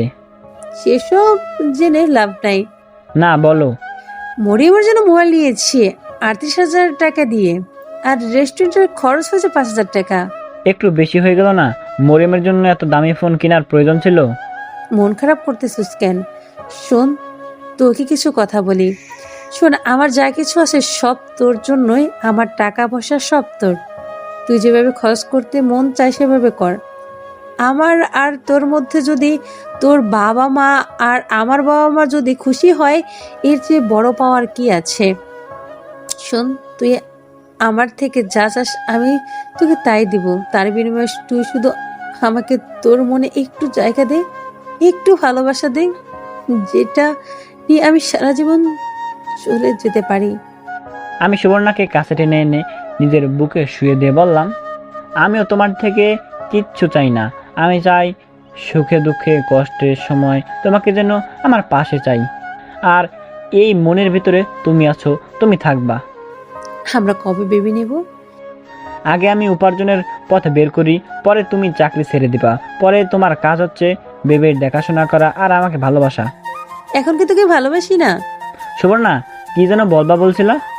2 সপ্তাহ পর আমাদের ব্যাংক থেকে একটা ট্যুর হচ্ছে, সেখানে 2 থেকে 3 জন যাওয়া যাচ্ছে। সঠিক তারিখ বলো। সুবর্ণা তারিখ বললে আমি বললাম, আমার যাওয়া হবে না। কেন? কারণ ওই দিন আমাদের টুর্নামেন্টের ফাইনাল খেলা, আর আমাদের টিম ফাইনালে উঠেছে। খেলা রেখে ঘুরতে যাওয়া কোনোভাবেই সম্ভব না, আর এটা ফাইনাল খেলা, কোনোভাবে মিস করা যাবে না। সুবর্ণা মনটা খারাপ হয়ে গেল। সেখানে গেলে আলাদা একটা স্যালারি দিবে। আচ্ছা দেখি স্বামীর সাথে কথা বলে। স্বামী কি বলে? দেখ, তোরে ছাড়া আর ট্যুর আমার পানি, তার চেয়ে ভালো না যাওয়া। ওকে, দেখি স্বামীর সাথে কথা বলে। এখন হাসি দাও আর লাইটটা বন্ধ করে আসো। ওকে। সুবর্ণা গিয়ে লাইট বন্ধ করে এসে আমার পাশে শুয়ে পড়লো এবং আমাকে জড়িয়ে ধরে বলল, সামনের সপ্তাহে মনে হয় তোর আব্বা মা নতুন ফ্ল্যাটে চলে যাবে। কেন আমরা যাব না? না, আমরা এই ফ্ল্যাটেই থাকবো 2 জন। তাছাড়া ভাড়া আমি দেব। পরে কোনো এক সময় না হয় চলে যাব। তোমার শুধু অপচয়। এখন ঘুম, আমাকে একটু চুমু দিয়ে। আমি সুবর্ণাকে চুমু দিয়ে ঘুমিয়ে গেলাম। এভাবে আস্তে আস্তে সুবর্ণার ভ্রমণের দিন চলে আসলো। আমি যেতে পারবো না, কারণ ফাইনাল খেলা। স্বামী বলছে কোনোভাবেই মিস করা যাবে না, তাই সুবর্ণার সাথে মরিয়মকে পাঠাবো ঠিক করলাম। কিন্তু সুবর্ণা বলল তার ছোট বোনকে সাথে নেবে। আবার ভাবলাম এত দূরে একা দেওয়ার ঠিক হবে কিনা, কিন্তু সে বলল খুব জরুরি। তাই ভাবলাম যাক। যেদিন রাতে ওরা যাবে, পরদিন আমাদের ফাইনাল খেলা। আমার জন্য কি আর ফাইনাল খেলার ডেট পিছানো দিবে? আর এদিকে মরিয়ম আব্বা আম্মা নতুন ফ্ল্যাটে চলে গেল। ও চলে গেলে আমি একা হয়ে যাব। দূর, একদিন কি হবে? এই কয়েকদিন তাকেও বেশি পাশে পাই নাই, কারণ তার ব্যাংকে খুব কাজ গেছে। সুবর্ণা যেদিন যাবে সেদিন দুপুরে আমার জন্য রান্না করছে, 2 দিন খাওয়ার জন্য। আমি না করছি, বলছে বাইরে থেকে খেয়ে নিব। ও বলে শুধু শুধু বাইরে খেয়ে পেটের 12টা বাজাতে চাস? যাই হোক, আমি রান্নাঘরে গেলাম, গিয়ে বললাম, কেন শুধু শুধু রান্না করছো? আর তোমার সুন্দরী মুখটা লাল হয়ে যাচ্ছে। যা তো এখন আমাকে রান্না করতে দে। ওকে, রান্না করে আসো। আমি ঘরে গিয়ে গোসল করলাম। গোসল করে শুয়ে রইলাম। একটু পর সুবর্ণা আসলো। সে এসে গোসলখানায় ঢুকলো, গোসল করে বের হলো। একটা প্লাজো পরলো আর একটা কামিজ। আমি অবাক হয়ে তার রূপ দেখতে লাগলাম। একটু পর মাঠে যাব প্র্যাকটিস করতে। না গেলে হয় না? বুঝোই তো আগামীকাল ফাইনাল খেলা। ভাবছিলাম তুমি থাকবা, কিন্তু তা আর হলো না। দেখ, এখানে আমার কিছু করার আছে। আমার জন্য কি তার কি ডেট পিছিয়ে দিবে? এই বলে না যাই। না থাক, যাও। গিয়ে কিন্তু পানিতে নামবে না, আর বেশি দূরে যাবে না। এখন বল, শুধু আমি আর তুই কবে ট্যুর যাব? তুমিই বলো। দেখি ব্যাংক থেকে কবে ছুটি পাওয়া যায়। তোমার বুকে ওড়না দাও না কেন? না, ওড়না দেব না। দাও, আমার চোখ শুধু তোমার ওই দুটোর দিকে যাচ্ছে। প্লিজ ওড়না দাও। দেখ, ভালো করে দেখ, এসব শুধু তোর। না, ওড়না দাও, আমার লজ্জা করছে। কি আজব, আমি তোর বউ, তুই যেটা করতে মন চাই কর। ধুর, এখন না। কয়টা বের হবা? 11টার সময় বাস ছাড়বে, 10টার সময় ব্যাংকে থাকতে হবে। তুই আমাকে বাসে দিয়ে আসবি? ওকে। কোনো মেকআপ করতে পারবে না, আর বোরকা ছাড়া বের হবা না। ওকে। সুবর্ণা উঠে আমার কাছে আসলো, এসে আমার পাশে শুয়ে পড়লো, বলল, যাওয়ার আগে তোকে একটু মন মতো জড়িয়ে ধরে নেই। এ বলে সুবর্ণা আমাকে জোরে ধরলো আর একটা পা আমার উপরে তুলে দিল। তার প্লাজো হাঁটু অবধি উঠে গেল। আস্তে আস্তে সে আমার উপরে উঠে গেল আর আমাকে উড়াধুরা কিস করতে লাগলো। আমিও কিসের রেসপন্স দিতে লাগলাম। আমি একটা হাত তার কামিজের ভিতরে ঢুকিয়ে দিলাম। সে আমার মাথায় ধরে ইচ্ছে মতো কিস করতে লাগলো, যাতে আমি ছুটতে না পারি। অনেকক্ষণ এভাবে চললো। এমন সময় আসরে আজান দিল। আমাদের হুঁশ ফিরল। সুবর্ণা কিস ছেড়ে আমার উপরে শুয়ে পড়লো। আমার ছোট ছোট চাপদারিতে নিজের গাল ঘষাতে লাগলো। কি হলো, এবার ছাড়ো। না, মন চাচ্ছে আজকে সারা দিন রাত তোর সাথে এভাবে শুয়ে থাকি। এই বলে সে আবার কিস শুরু করলো। এবার ঠোঁটে মুখে নাকে কপালে গলায় সারা মুখ চুমুতে ভরিয়ে দিল। আমি দেখতেছি সুবর্ণা ছাড়বে না, তাই আমি তাকে কোলে তুলে নিলাম। সে আমার গলায় ধরে তখন আমাকে কিস করে চলছে। আমি কোলে করে দরজার সামনে নিয়ে আসলাম। এসে তাকে কোল থেকে নামিয়ে দরজা খুলে বাহিরে বেরিয়ে আসলাম। কিরে, পালাচ্ছিস কোথায়? আসতাছি। আমি মাঠে এসে প্র্যাকটিস করে সন্ধ্যার দিকে বাড়িতে আসলাম। এসে দেখি মরিয়ম আর সুবর্ণার বোন রেডি হয়ে বসে আছে। আমি রুমে গিয়ে ফ্রেশ হয়ে নিলাম। সুবর্ণাও রেডি হলো। সুবর্ণা বলল, দেখ তো কেমন লাগছে। খুব সুন্দরী। আমার একটু ভালো লাগছে না, কেমন জানি ভয় করছে। ভয়ের কি আছে, আমি তো আছি। তুই কি আমার সাথে যাবি? না, তবে ফোনে কথা বলবে। ওকে। শোন, এখন বের হয়ে যেতে হবে, অবশ্যই মিটিং আছে একটা। মিটিং শেষ করে বাসে উঠতে হবে। ওকে, চলো বের হই। আর রান্না করা আছে, ফ্রিজে রাখা আছে, বের করে গরম করে খেয়ে নিস। ওকে। তোর জন্য কি আনবো? আমার জন্য কিছু আনা লাগবে না। আমি শুধু চাই তুমি আবার আমার কাছে ফিরে আসো। এই শোন না, শেষমেশ একটা কিস দিয়ে দে। ওকে। অ্যান্ড আমি সুবর্ণাকে কাছে এনে তার ঠোঁটে কিস বসালাম। কিছুক্ষণ পর ছাড়লাম। সুবর্ণা বলল, মন চাচ্ছে না তোকে ছেড়ে চলে যেতে। তোকে ছাড়া কি করে থাকবো? আরে একদিন ওই তো দেখবে চলে যাবে। চল রেডি হয়ে নে। আমি রেডি। চল তাহলে বের হই। আমরা রিক্সা দিয়ে প্রথমে ব্যাংকে আসলাম। রিক্সায় আমি আর সুবর্ণা একসাথে বসলাম।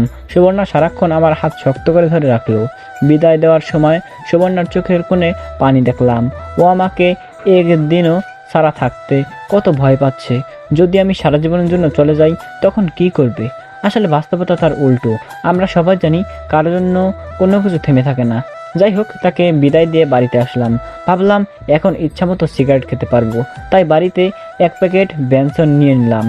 বাড়িতে এসে মনের ইচ্ছা মতো সিগারেট টানতে লাগলাম। এমন সময় সুবর্ণা ভিডিও কল দিল। ফোন ধরলাম। কি খেয়েছিস? না। এখন কি করস? আমি সিগারেট দেখালাম। আমি জানতাম আমি গেলে তুই ইচ্ছে করে সিগারেট খাবি। হুম। এই তুই শেষবারের মতো সিগারেট খেয়ে নে, আর কোনোদিন যদি দেখি তোর খবর আছে। ওকে, শেষবারের মতো খেয়ে নেই। ওরা কোথায়? ওরা দুজনকে এক সিটে দিয়েছে আর আমি বসেছি আরেকজনের সাথে। দেখি কে সে। সুবর্ণা ক্যামেরা ঘুরে দেখালো পাশে আর একজন মেয়ে। আমি বললাম, তার কাছে মোবাইলটা দাও তো। কি বলবি? তুমি দাও। সুবর্ণা মোবাইলটা দিল। আমি বললাম, আপু আপনি তো সুবর্ণাকে চিনেন, আমি ওর হাজবেন্ড। প্লিজ আপু, তাকে একটু দেখে রাখবেন, সে যেন একা একা কোথাও না যায়। আরে আমি ওকে কি দেখব? ওর খেয়াল রাখার জন্য তো বসই আছে।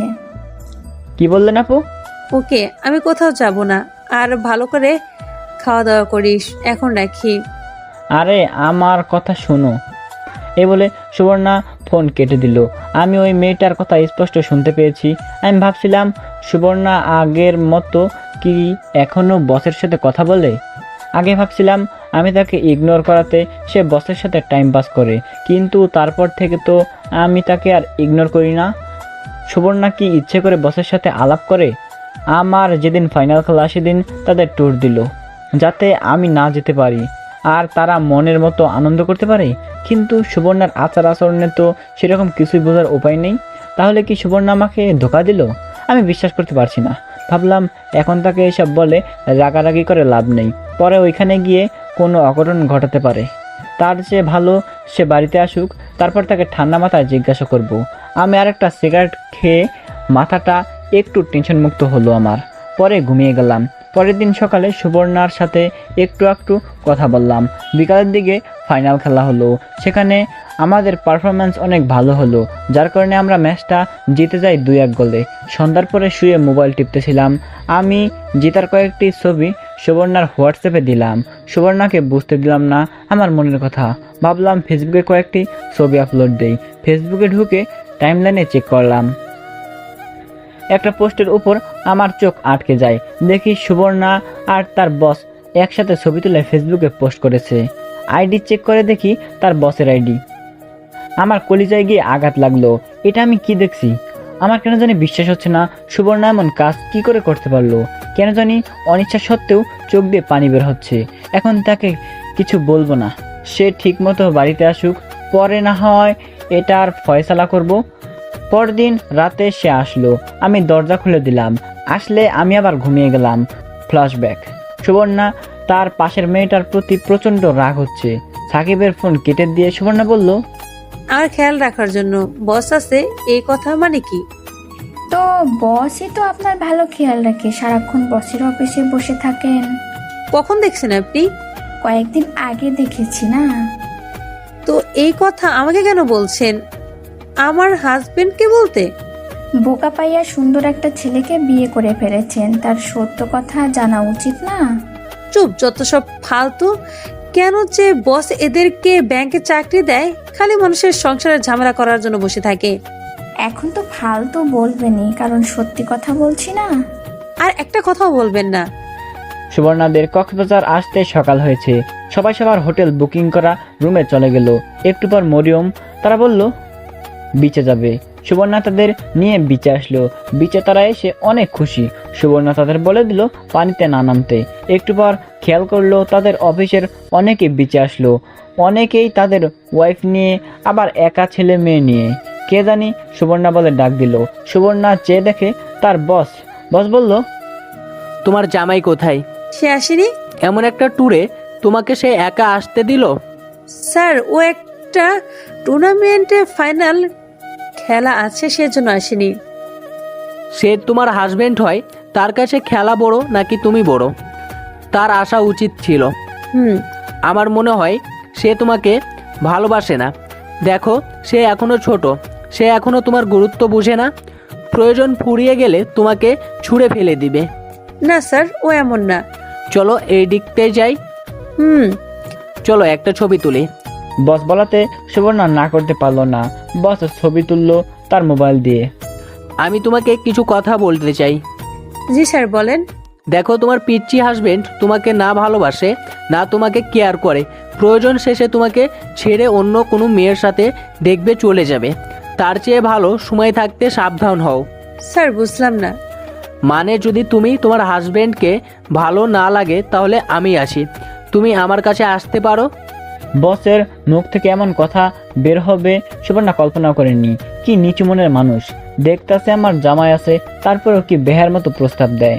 আর সাকিবকে ছাড়া সুবর্ণা কিছুই কল্পনা করতে পারে না। সাকিব ওই সুবর্ণা সব।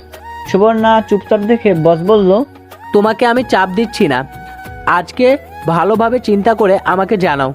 ওকে, আমি যাই। এই বলে বস চলে গেল। সারাদিন এদিক সেদিক ঘুরে চলে গেল। পরদিন আবার বসের সাথে হোটেলে দেখা। বস বলল, তো সুবর্ণা, কি চিন্তা ভাবনা করলা? না স্যার, আমি তাকে ছাড়তে পারবো না। তাকে ছাড়া আমি কিছুই কল্পনা করতে পারি না। সাকিবের জন্য আমি সব দিয়ে দিব। সে যদি আমাকে ব্যবহার করে ফেলে দেয়, তাহলে সেটা ভেবে আমি কপাল ভালো না। বাঁচলে তার জন্যই বাঁচবো, মরলে তার জন্যই মরবো। সাকিবকে আমি ভালোবাসি স্যার, তাকে ছাড়া আমি থাকতে পারবো না। Sorry sir. ভেবে চিনতে বলছো তো? জি স্যার, আমি তার স্ত্রী, আর আমি তাকে খুবই ভালোবাসি। এখন না বুঝলে সে কয়েকদিন পর সে ঠিকই বুঝবে। তোমার এই একটাই দোষ, তুমি মানুষকে অন্ধের মতো বিশ্বাস করো। নিলয়কে বিশ্বাস করেছিলে না? সে তোমাকে কি দিয়েছে? উল্টো তোমার জীবন থেকে 5টি বছর কেড়ে নিল। বুঝবা একদিন, ঠিকই বুঝবা। না স্যার, সবাই তো আর লিমনের মতো না। আর আমি সাকিবের অন্ধের মতো বিশ্বাস করি, এই অন্ধকে সে একদিন পথ দেখাবে। তুমি চাইলে আরও কয়েকদিন সময় নিতে পারো। না স্যার, আমার আর সময় লাগবে না, এটাই আমার ফাইনাল সিদ্ধান্ত। আশা করি এই বিষয়ে আমাকে আর বিরক্ত করবেন না। Are you sure? জি স্যার। ওকে। এই বলে বস চলে গেল। সুবর্ণা ভাবলো এই বস নিজের বউয়ের খেয়াল রাখতে পারে না, নিজের বউ ডিভোর্স দিয়ে চলে যায়, এখন আসছে আমার খেয়াল রাখতে, যত সব ফালতু। রাতে তাদের বাস্তারে বাসায় আসতে আসতে অনেক রাত হলো। এসে দরজায় টোকা দিল সাকিব, মানে আমি দরজা খুলে দিলাম। সাকিব কিছু না বলে আবার ঘুমিয়ে গেল। সুবর্ণা ফ্রেশ হয়ে সাকিবের পাশে শুয়ে পড়ল। ফ্ল্যাশব্যাক। সকালে ঘুম থেকে উঠে দেখি সুবর্ণা আমাকে জড়িয়ে ধরে দিব্যি ঘুমাচ্ছে। আমার তার মুখের দিকে তাকালাম, আমি ভাবলাম কি নিষ্পাপ মুখ, মিথ্যা বলতে পারে না। ভাবলাম এখন ঘুমাক, পরে জিজ্ঞাসা করব। আমি গিয়ে ফ্রেশ হয়ে নাস্তা রেডি করলাম, পরে সুবর্ণাকে ডাক দিলাম নাস্তা করতে। সুবর্ণা উঠে ফ্রেশ হয়ে নাস্তার টেবিলে আসলো। আমার শরীর রাগে গজগজ করতেছে। পরপুরুষের সঙ্গে রাত কাটিয়ে এসে আবার আমার পাশে শুয়ে ঘুমালো। আমি আর তাকে নাস্তা বানিয়ে খাওয়াচ্ছি।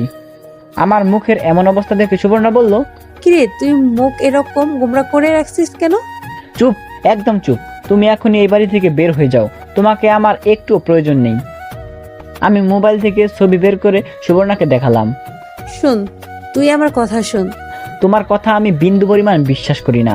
আমি আগেও দেখছিলাম তোমার সাথে তোমার বসের খুব ভাব, কিন্তু আমি ভাবছিলাম সেটা আমার ব্যর্থতা। আমি তোমাকে ভালোবাসতে পারিনি। তখন ঠিক করেছিলাম তোমাকে আর কষ্ট দিব না। এরপর থেকে তুমি বলো আমি তোমার কথার অবাধ্য হয়েছি। দেখ বস, যদি আমাকে ডেকে অফিসে বসিয়ে রাখে সেটাতে আমার কোনো দোষ আছে? আমার প্রচণ্ড রাগ উঠে গেছে। রাগ উঠলে আমি কি বলি আমি নিজেই জানি না। এখন বস যদি বলে চলো রুমটিতে যাই, তখন কি তুমি বলবা বস বলছে তাই না করতে পারিনি? ছি ছি ছি সুবর্ণা, ছি। আমি তোমাকে সত্যি ভালোবেসেছিলাম। আর কক্সবাজার গিয়ে তোমরা গিয়ে কি করছো আল্লাহ জানে। তোমার সাথে আমি এক মুহূর্ত থাকবো না। এখনই বাসা ছেড়ে চলে যাও। তুই মাথা ঠান্ডা কর, আমি তোকে ব্যাপারটা বুঝিয়ে বলছি। এখন কত কিছু বানিয়ে বলবা। আমি উঠে রুমে চলে আসলাম। এসে সিগারেট ধরাইলাম। সুবর্ণা আমার পাশে এসে বসলো। সুবর্ণা ভ্রমণে গিয়ে বসের সাথে যা যা কথা হয়েছে সব আমাকে বলল। একটা কথা বিশ্বাস করি না আমি। সুবর্ণা আমাকে পিছন দিক থেকে জড়িয়ে ধরলো, বলল, আমি তোকে সত্যি বলছি, আমি তোকে অনেক ভালোবাসি, তোকে ছাড়া আমি বাঁচবো না। আমি সুবর্ণাকে আমার শরীর থেকে ছাড়িয়ে নিলাম, বললাম, আমার শরীরে টাচ করবেন না।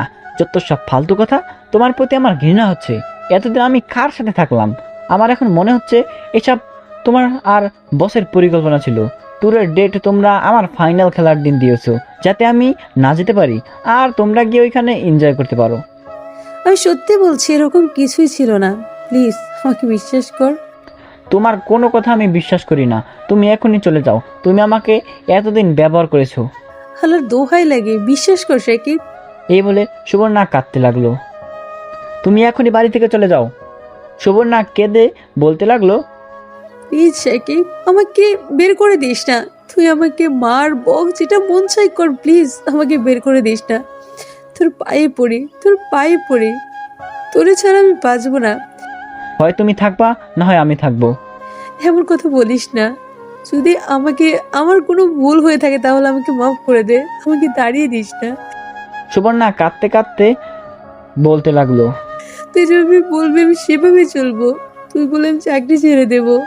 এখন এত দূর দেখানো লাগবে না, এখন আমার চোখের সামনে থেকে যাও। সুবর্ণা আমার চোখের সামনে থেকে চলে গেল অন্য এক রুমে গিয়ে কাঁদতে লাগলো। আমি বাইরে যাব বললাম, আমি বাইরে যাচ্ছি, এসে যেন তোমাকে না দেখতে পাই। এই বলে আমি বাইরে চলে আসলাম। আমার এক মনে বলতাছে সুবর্ণা সত্যি বলছে, আরেক মন বলছে মিথ্যা বলছে, কারণ আমি আগেও দেখেছি বসের সাথে সুবর্ণাকে। তারপরে ওই মেয়েটা বলল, তারপর আবার ফেসবুকে ছবি পোস্ট। যদি কিছুই না থাকে তাহলে তার বস শুধু শুধু কেন ছবি পোস্ট করবে? আর সে কেন তার বসের সাথে ছবি তুলবে? বস বললেই হলো না। আমার মাথা কাজ করতেছে না। আমি কিভাবে যাচাই করব সুবর্ণা সত্যি বলছে? দূর দেখি কি হয়। এখন আপাতত সুবর্ণাকে একটু চাপ দেই। দেখি সে সত্যি কথা বলেনি। আমি একটু পর বাসায় গেলাম, দেখি সুবর্ণা এখনো কেঁদে চলেছে। আমি বললাম, না কেঁদে এখনই বাসা থেকে বের হও। আমি কোনো ভুল করিনি সাকিব, প্লিজ একটা বার বোঝার চেষ্টা কর। আচ্ছা আমার মুখকে মিথ্যে বলছে, আমি আমার ঠোঁট তো মিথ্যে বলছে না। এই ঠোঁট দিয়ে কত কত কিস করছিস, সেসব কথা তোর একটু মনে পড়ে না?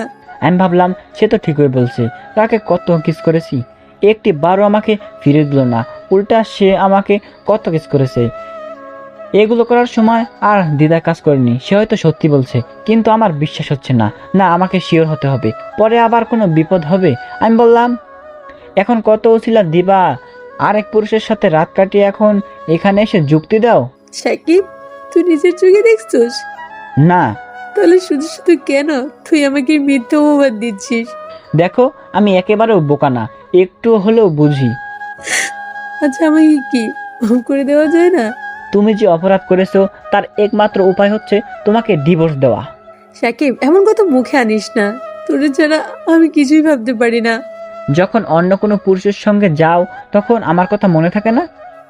এবার কিন্তু বেশি বাড়াবাড়ি হয়ে যাচ্ছে। উচিত কথা বলছি না? বাড়াবাড়ি তো হবেই। তুমি কেমনে পারলা এমন কাজ করতে? সাকিব, এসে আমাকে চর মেরে বসলো, দেখি তার চোখ লাল হয়ে গেছে। চর মেরে আমাকে জড়িয়ে ধরলো, আমার বুকের উপর মাথা দিয়ে কাঁদতে কাঁদতে বলতে লাগলো, এমন কথা বলিস না, আমি আর সহ্য করতে পারছি না, আমি মরে যাব, আমি মরে যাব। যাও, তোমাকে আর কিছু বলবো না, তবুও তুমি আমাকে ছেড়ে দাও। এই বলে সেখান থেকে চলে আসলাম। ভাবলাম সুবর্ণা হয়তো সত্যি বলছে, কিন্তু আমার মন মেনে নিচ্ছে না। এভাবে 2 দিন চলে গেল। এই 2 দিনে সে পানি ছাড়া কিছুই খায়নি। তার লম্বা লম্বা চুলগুলো এলোমেলো হয়ে গেছে, কাঁদতে কাঁদতে চোখের নিচে কালো হয়ে গেছে। সে একবার বাড়ির কোনায় এভাবে পাগলের মতো বসে রয়েছে। সে খায় নাই দেখে আমিও খাইনি, তবে বাইরে থেকে হালকা নাস্তা করছি। আমি ভাবলাম এভাবে আর চলে না, কিছু একটা করতেই হবে। তাই ঠিক করলাম সুবর্ণার বসের সাথে দেখা করব। দেখি গিয়ে বস কি বলে। বাইরে বের হওয়ার সময় দেখি সুবর্ণা এখনো সেখানে বসে আছে। তার এমন অবস্থা দেখে নিজেরই তার থেকে বেশি খারাপ লাগছে। আমি কাছে গিয়ে সুবর্ণার হাত ধরলাম।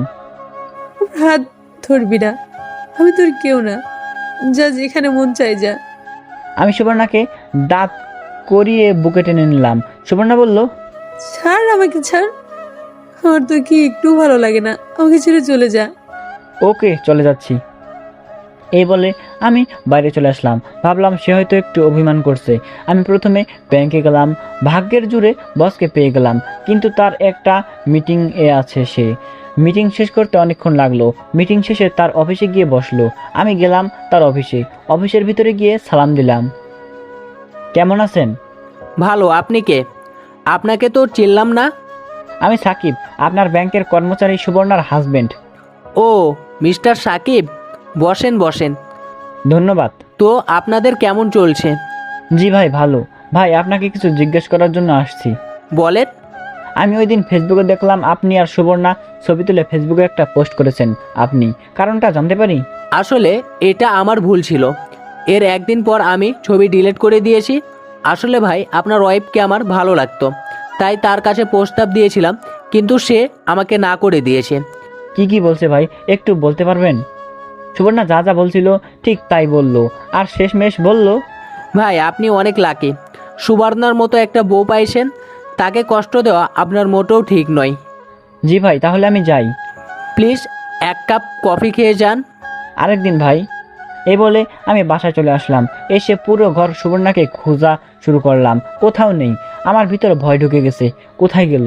ঘরে ঢুকে দেখি মোবাইল, কাপড় চোপড় সব আছে, তাহলে গেল কোথায়? পাশের বাড়ির ছাদে দেখি সুবর্ণার বোন। আমি তাকে জিজ্ঞাসা করলাম সুবর্ণা তাদের বাসায় গিয়েছে কিনা। সে বলল না। তাহলে কি আমাদের বাসার ছাদে যাই? ছাদে যাই। এমন সময় সুবর্ণা ঘরে ঢুকলো। আমার যেমন আত্মা ফিরে আসলো। সুবর্ণাকে দেখে বললাম, কোথায় গিয়েছিলা? তোকে বলতে যাবো কেন? বলো না। না, বলবো না। সুবর্ণা আবার আগের জায়গায় গিয়ে চুপচাপ বসে রইল। তখন একেবারে পাগলির মতো লাগছিল। চুলগুলো এলোমেলো, ফোলা ফোলা গাল, নাকে দুল নেই, কানে নেই, হাতেও নেই, যেমন একেবারে বিধবা হয়ে গিয়েছে। কোনায় বসে মাথা নিচে দিয়ে বসে রয়েছে। আমি দরজায় লাগালাম, তার কাছে গেলাম, গিয়ে তার হাত ধরলাম। সুবর্ণা আমার হাত থেকে তার হাত ছুড়িয়ে নিল। আমি তার 2 পা ধরে আর পিঠে পাজাকোলা করে কোলে তুলে নিলাম। সুবর্ণা আমাকে মারতে লাগলো আর বলতে লাগলো, ছাড় আমাকে কুত্তা, ছাড় আমাকে কুত্তা, তুই বেরিয়ে যাই বাসা থেকে। যাব। না, এখন যা, তোর আর এই বাসায় জায়গা নেই। আমি সুবর্ণাকে আমার বিছানায় এনে ফেললাম। তখনও সে আমাকে মারতে লাগলো। আমি তার হাত দুটো ধরে তার ঠোঁটে আমার ঠোঁট লাগিয়ে দিলাম, কিন্তু সে কোনো রেসপন্স করছে না। কিন্তু আমি করেই যাচ্ছি। একটু পর সেও রেসপন্স করতে লাগলো। সুবর্ণা আমাকে একটু ছাড় দিচ্ছে না, প্রতিটা মুহূর্তে কাজে লাগাচ্ছে। সুবর্ণা এক সময় আমার গেঞ্জি খুলে ফেললো। আমি আগেই কামিজ খুলে ফেলছিলাম। আমি কিস করতে করতে এক সময় তার কানে ঘাড়ে কিস করতে লাগলাম। আমি আস্তে আস্তে নিচে নামলাম। যখন নাভিতে চুমু দিলাম তখন সুবর্ণা চিৎকার দিয়ে উঠলো। এভাবে দীর্ঘ 1 ঘন্টা পর আমরা দুজনে শান্ত হলাম। তখন সুবর্ণা বুকের উপর শুয়ে রয়েছে আমার, কার শরীরে একটু কাপড় নেই। সুখে সুবর্ণা চোখ দিয়ে পানি বের হয়ে পড়লো। সেই সুখে সুবর্ণা এখন আমাকে কিস করে চলছে। উঠে বাথরুমে যাব, সুবর্ণা বলল, কোথায় যাস? আমাকে নিয়ে যা। আমি সুবর্ণাকে কোলে করে বাথরুমে নিয়ে গেলাম। দুজনে একসাথে গোসল করে বের হলাম। আমি ব্যালকনিতে বসে গল্পের বই পড়তাছি। একটু পর সুবর্ণা বলল, খেয়ে যা। আমি সুবর্ণার দিকে অবাক হয়ে তাকিয়ে রইলাম। দেখি সুবর্ণা শাড়ি পরেছে। শাড়ি পরলে তাকে যে এত সুন্দরী দেখাবে আগে জানতাম না। যদি আগে জানতাম তাহলে সারাক্ষণ শাড়ি পরিয়ে বসিয়ে রাখতাম। দুজনে একসাথে খাওয়া দাওয়া করলাম। সন্ধ্যার সময় বসে পড়তাছি। সুবর্ণা এসে বলল, আগেকাল ব্যাংক খোলা। ব্যাংক খোলা যাবা, কিন্তু কিন্তু কি? বোরকা পরে মুখে নেকাব দিয়ে সাধারণ মহিলার মতোই যাইবা। আর যদি তোমার বস অকারণে তোমাকে ব্যাংকে বসিয়ে আজে বাজে কথা বলে তাহলে আমাকে বলবা। সুবর্ণা আমাকে পিছন দিক থেকে জড়িয়ে ধরে বলল, তুই যেভাবে বলবি সেভাবেই যাব। লোক কিছু না। রাতের খাবার খেয়ে যা, আজকে একটু আগে শুভ। ওকে। আমি আর সুবর্ণা একসাথে খাওয়া দাওয়া শেষ করলাম। খেয়ে সুবর্ণা বিছানায় শুয়ে পড়লো। আমি বই নিয়ে ঘাটাঘাটি করতেছি। একটু পর সুবর্ণা বলল, হয়েছে তো, এখন ঘুমা। আমি লাইট বন্ধ করে সুবর্ণার পাশে শুয়ে পড়লাম। সুবর্ণা আমাকে জোরে ধরলো, জোরে ধরে আমাকে কিস করা শুরু করলো। আমিও করতে থাকলাম। এভাবে অনেকক্ষণ ধরে চললো। দুজনে শান্ত হয়ে জড়িয়ে ধরে শুয়ে রইলাম। আমি বললাম, আমি তোমাকে অনেক কষ্ট দিয়েছি, আমার প্রতি তোমার কোনো রাগ আছে? থাকলে বলো।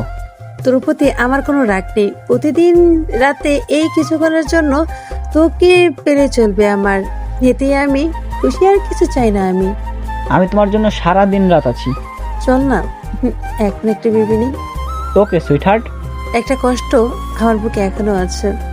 কিসের কষ্ট আমাকে বলো। আমার জীবন থেকে নিল 5টি বছর কেড়ে নিল। আমি কিছুই করতে পারলাম না। সে এখন আনন্দে সংসার করছে। করুক, তাতে আমাদের কি? তোমার কষ্ট দেখার জন্যই তো আমি আছি। তুই চিন্তা ভাবনা কর তো, 5টি বছর সে আমার জীবন থেকে কেড়ে নিল। এমন যদি তোর সাথে হতো। এখন তুমি কি করতে চাচ্ছ? আমি এর প্রতিশোধ নিতে চাই। পাগল নাকি? শুধু শুধু ঝামেলার প্রয়োজন আছে? না, আমি এই মনটাকে একটু শান্তি দিতে চাই। বলো তুমি কি চাও? তোমার কোথায় শাস্তি দরকার আমি দিব। না, আমি এর প্রতিশোধ নিবই। নিলয়কে দেখলে আমার শরীরে কাঁটা দিয়ে ওঠে, সাথে তার বউকে দেখলে। বাদ দাও না, ওরা ওদের মতো, আমরা আমাদের মতো। না, তুই বুঝতে পারছিস না। ওকে, তুমি কি চাও আমাকে খুলে বলো। আমি চাই তুই গিয়ে নিলয়কে বলবি তার বউ ভালো না, কলেজ লাইফে অনেক ছেলের সাথে ঘোরাঘুরি করছে, হ্যান ত্যান, আজ এরা যত কিছু মনে চায় বানিয়ে বলবি। আর আমি তোর বউয়ের কাছে গিয়ে নিলয়ের নামে যত সব আজাইরা কথাবার্তা আছে সব বলে তাদের মধ্যে ঝগড়া লাগিয়ে দিব। এরপর দুজনে এই বাসা ছেড়ে আমাদের ওই বাসায় চলে যাব। এটা কি ঠিক হবে? ঠিক হবে। নিলয় এটারই যোগ্য। ওকে, বলবো নে। কবে এই বাসা ছাড়বি? তুমি বলো। এই মাসে শেষ কবে? যেদিন বাসা ছাড়বো এর আগের দিন নিলয়ের মাঝে ঝামেলা লাগে, দুজনে ভাগবো। ওকে, কিন্তু আজকে রাতে তুমি ঘুমাতে পারবে না। কেন? এই না না না, আমি সত্যি ঘুমে ধরছে। রাখো তোমার ঘুম। এই বলে আমি সুবর্ণার উপরে উঠে গেলাম, কিস করতে লাগলাম। ওই দিন রাতে সুবর্ণা ঘুমাতে পারে নাই আমার জ্বালায়। সকালে ঘুম থেকে উঠে আমাকে মারবে নাকি কাঁদবে নাকি হাসবে কিছুই বুঝতে পারছে না। অবশেষে আমাকে মারতে লাগলো। আমি তাকে কোলে তুলে নিলাম, নিয়ে তাকে দেয়ালে ঠেস দিয়ে দাঁড়ালাম, আবার কিস করতে লাগলাম। সুবর্ণা বলল, ছাড়বি আমাকে? আজকে ব্যাংক থেকে ছুটি নাও না। বস ছুটি দিবে না। ট্রাই করে দেখো না। নিয়ে তুই ফোন দিয়ে বল আমার শরীর ভালো না। আমি তার বসকে ফোন দিলাম। কেমন আছেন ভাই? আমি সুবর্ণার হাজবেন্ড। জি ভালো, আপনি কেমন আছেন? আমি তো ভালো, কিন্তু সুবর্ণার শরীরটা ভালো না। ওর খুব বমি বমি ভাব আর জ্বর। তার কি আজকে ছুটি দেওয়া যাবে? তাকে মোবাইলটা দেন। সে এখন ঘুমাচ্ছে। ওকে, আগামীকাল যেন সঠিক টাইমে চলে আসে। ওকে। সুবর্ণা ছুটি পেয়ে নাচতে লাগলো এবং লাফ দিয়ে কোলে উঠে গেল। আমি টাল সামলাতে না পেরে বিছানায় পড়ে গেলাম। সেখানে আমাকে পাগলের মতো কিস করতে লাগলো। ওই দিন আমি তার জ্বালায় ঘুমাতে পারিনি। এভাবে মাস শেষ চলে আসলো। কয়েকটি দিন আমরা খুব ভালো মজা করেছি। সুবর্ণা শিখিয়ে দিল নিলয় ভাইকে গিয়ে কি কি বলতে হবে। আমি নিচে গিয়ে নিলয় ভাইয়ের জন্য অপেক্ষা করছিলাম। একটু পর নিলয় ভাই আসলো। আমি বললাম, ভাই একটু কথা বলা যাবে? বলো। আপনার বউয়ের নাম সোনিয়া না? আপনার বউ ওই দিন আমার সামনে পড়েছিল। আপনার বউকে দেখে আমার পুরনো দিনের কথা মনে পড়ে গেছে। মানে কি? ভাই, এই বাসায় আসার আগে আমি এই কলেজে পড়তাম। ওই কলেজে সানিয়া পড়তো। তো হয়েছেটা কি? ভাই, ওর নামে কলেজে অনেক সুনাম ছিল। সুনাম থাকতেই পারে, ও খুব ভালো ছাত্রী ছিল। কে বলেছে আপনাকে? একদম বাজে ছাত্রী ছিল আর 1 নম্বরে বদমাশ ছিল। কত ছেলে যে তার জন্য কলেজ ছাড়ছে হিসেব নাই। আর কত ছেলের সাথে যে সে রুম ডেটে গিয়েছে তারও কোনো হিসাব নেই। পরীক্ষার আগে স্যারদেরকে ভয় দেখিয়ে প্রশ্ন নিয়ে ভালো রেজাল্ট করত। তার আগে কথাগুলো মনে হলে আমার শরীরের কাঁটা দিয়ে ওঠে। যত সব ফালতু কথা। ভাই, বুঝবেন এক সময়। জানি, তুমি এখন যাও তো। আমি চলে আসলাম। বাসায় এসে সুবর্ণাকে সব বললাম। সুবর্ণা বলল, আমাদের কাজ শেষ। আমি রিনার নামে যত সব মিথ্যে কথা বানিয়ে তার বইয়ের কানে দিয়ে এসেছি। এখন তাদের ঝগড়া দেখে কে? আমায় যে কি খুশি লাগতেছে। যদি তাদের ঝগড়াটা একটু শুনতে পারতাম তাহলে মনটা আরো শান্তি লাগতো। মনে হয় না নিলয় ভাই আমার কথা বিশ্বাস করেছে। না করুক, কিন্তু সন্দেহ তো করবে। এখন আমাদের কাজ শুধু কেটে পড়া। সেটাই। পরদিন আমরা আমাদের বাসায় চলে আসলাম সব কিছু নিয়ে। এদিকে আমার পরীক্ষা শেষ হলো। এখন চাকরির ইন্টারভিউ দিতেছি। সুবর্ণাদের অফিসে বলে ঢুকানো যাবে না। 4টা মাস চাকরির জন্য ঘুরলাম। এই রেজাল্টের চাকরি হবে না, বাধ্য হয়ে হাল ছেড়ে দিলাম। ওইদিকে সুবর্ণার পেটে বাচ্চা চলে আসলো। পরে আমি আব্বার কাছ থেকে কিছু টাকা নিয়ে সুবর্ণা কিছু টাকা দিয়ে একটা ব্যবসা দেই, মোবাইলের দোকান। তখন সুবর্ণাকে বললাম চাকরি ছেড়ে দিতে। সুবর্ণা বলছিল আরও চাকরি করবে। আমি বললাম, তুমি এতদিন কষ্ট করছো, এখন বসে রেস্ট নাও আর আমাদের বেবিটার যত্ন নাও। সুবর্ণা আমার কথা শুনলো। কিছুদিন পর আমাদের একটা ছেলে হলো। তখন আমার খুশি দেখে কি একটা জিনিস আমার কাছে খুব অবাক লাগলো। এই একটা উপহার দেওয়ার জন্য সুবর্ণা কত কষ্ট করলো। নিলয় ভাইয়ের কাছ থেকে ধোঁকা খেয়ে আমার কাছে আসলো, আমাকে না জানিয়ে বিয়ে করলো, আমার কাছ থেকে কত কষ্ট পেলো। তারপরে সুবর্ণা চালিয়ে গেছে। মেয়েরা পারেও, এটা বলতে হবে। অনেকে বলে তাদের ধৈর্য শক্তি কম। স্বামীকে এই একটা উপহার দেওয়ার জন্য তারা কত কষ্ট সহ্য করে। আসলে আল্লাহ তাদের এমনভাবে সৃষ্টি করেছে, হাসির বদলে আমার চোখ দিয়ে পানি চলে আসলো।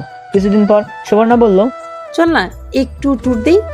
নাদিম একটু বড় হয়ে নিক, পরে যাব। আমার ছেলের নাম নাদিম। নাদিম বড় হতে হতে আরেকটা বেবি চলে আসবে, পরে আর যাওয়াই হবে না। চল না যাই। ওকে, দেখি। আজ সুবর্ণা 2 সন্তানের জননী। সবকিছু ঠিক, কিন্তু সমস্যা একটাই, 2 সন্তানের জননী হয়েও সুবর্ণা এখনো আমাকে তুই করে বলে। সমাপ্ত।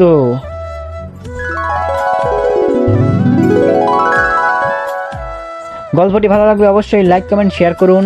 এতক্ষণ গল্পটা শোনার জন্য আপনাদেরকে অসংখ্য ধন্যবাদ। এরকম আরও রোমান্টিক গল্প পেতে আমার চ্যানেলটিকে সাবস্ক্রাইব করে পাশেই থাকুন। আর যারা সিনিয়র আপুদের গল্প ভালো লাগে যাদের, তারা এই চ্যানেলটিকে সাবস্ক্রাইব করে পাশেই থাকুন। তো দেখা হচ্ছে পরবর্তী ভিডিওতে।